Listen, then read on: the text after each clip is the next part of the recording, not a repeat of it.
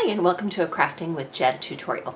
Today we're going to create a winter or Christmas sign featuring a silhouette die cut from Jillibean Soup, a chalkboard from Jillibean Soup, and some vinyl from Cricut or Silhouette. So I have picked a shape and I will share the shape with you in the video description below. And what we're going to do is we're going to weed out the shape. And the shape says comfort and joy. So I've cut it out from my vinyl using the vinyl settings on my Silhouette machine.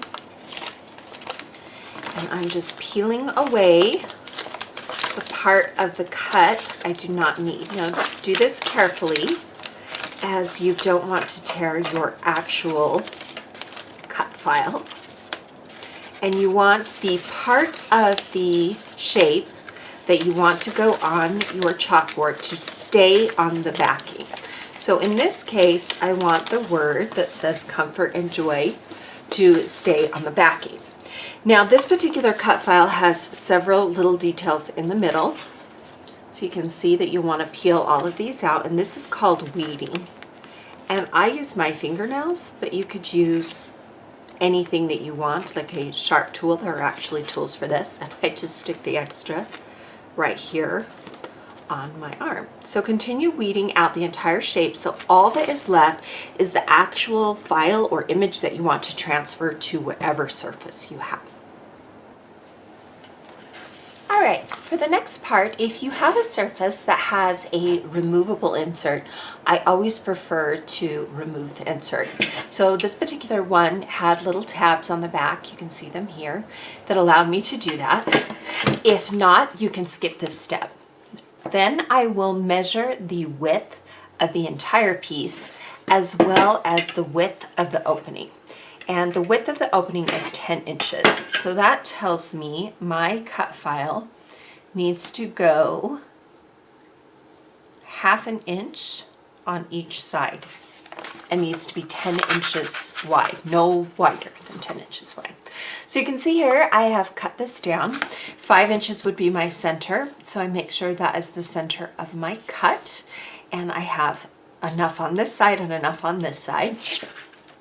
And then we want to make sure that it will be about the same distance. So I will measure from the left side of the C to the end, and that's about 1 1/4. So let's make sure this end is about 1 1/4 from the end as well. Not quite, so we'll scooch it over a little bit. So this is how the cut file will need to be placed. Next, you are going to need some transfer tape, and I have a couple of different brands I'll recommend in the video description below. But there are opaque ones and there are some that are more clear, so you can choose whatever you like. So transfer tape can often come on a roll. This particular one is from Cricut, and don't use more than is necessary. So I know mine is about 10 inches across, so I don't want to go too much more, and use the lines to cut out a piece. You can use a paper trimmer or you can just use scissors.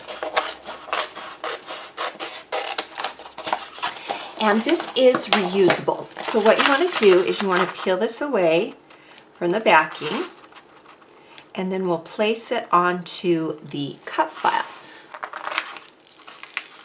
All right, peel it away and keep it as straight as possible. It's not touching anything else. Now there are lines on this transfer tape for a reason. And what you want to do is I usually pick one part of my cut file and I align those lines right underneath the word comfort. And you want to place it down and smooth out those lines. You can use a ruler, you can use a credit card. So you can see here how the line follows that bottom of the comfort and joy. And then I'm going to cut off the excess tape so it's a little less sticky on my project. So again, whatever transfer tape you like, save the backing because you can put it back on the backing. Okay, Now what we want to do is transfer the vinyl to the transfer tape. And so again, you just need a surface, and you just want to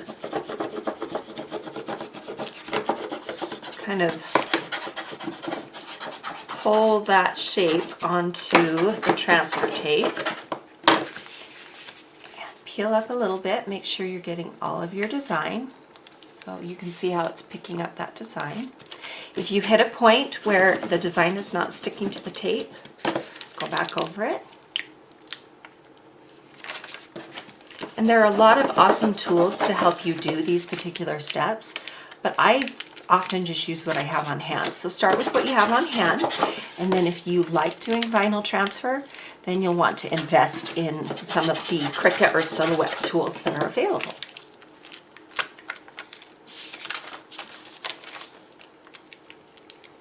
Just gently peel back. So you can see that it has transferred to the actual transfer tape. Okay, make sure your surface is clean. This is a chalkboard surface. And again, we want to place the pieces about 1 1/4 from the edge. So place my ruler back down. And I want to make sure that the ampersand hits at about 1 1/4. And then before I place it down, I want to make sure that it's centered from top to bottom. That's pretty good. Okay, we're going to do the exact same technique. I'm just using a ruler. You could use, like I said, a credit card or anything. But you're just transferring that design by going over the vinyl transfer tape.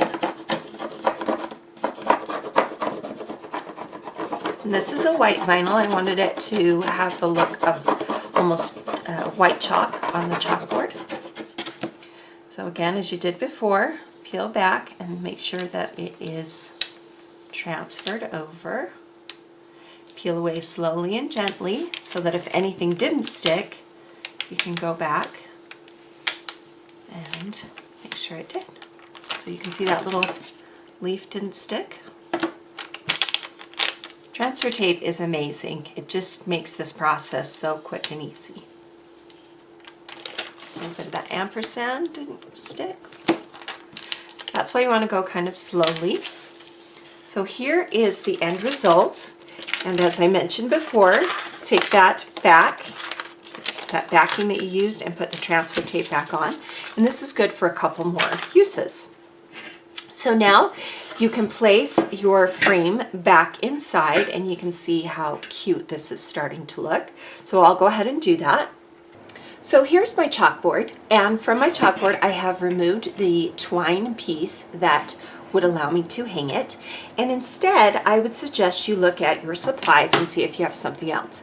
Now I got this cute little pom-pom garland. I believe I got it from Hobby Lobby, and I am going to hot glue one of my pom-poms to the back of that chalkboard frame. Don't burn yourself. And just give that time to cool down. And then probably want about that much sticking off, so I'll just cut it off. And then we'll add some more glue for this other pom-pom. And if you find that your pom-poms don't stick as strong as you want, you can use a industrial stapler and staple your pom-pom or whatever you want to the back of your frame. So when you turn it over, it now has this really cool textured top. You could also use, I had this other garland I was choosing from, and it was white wooden beads, and you can find garlands everywhere right now, or you can create your own and you just cut off the part you want. But here is a darling chalkboard. It uses a cut file from Jillibean Soup, it uses vinyl, and then just a few key pieces.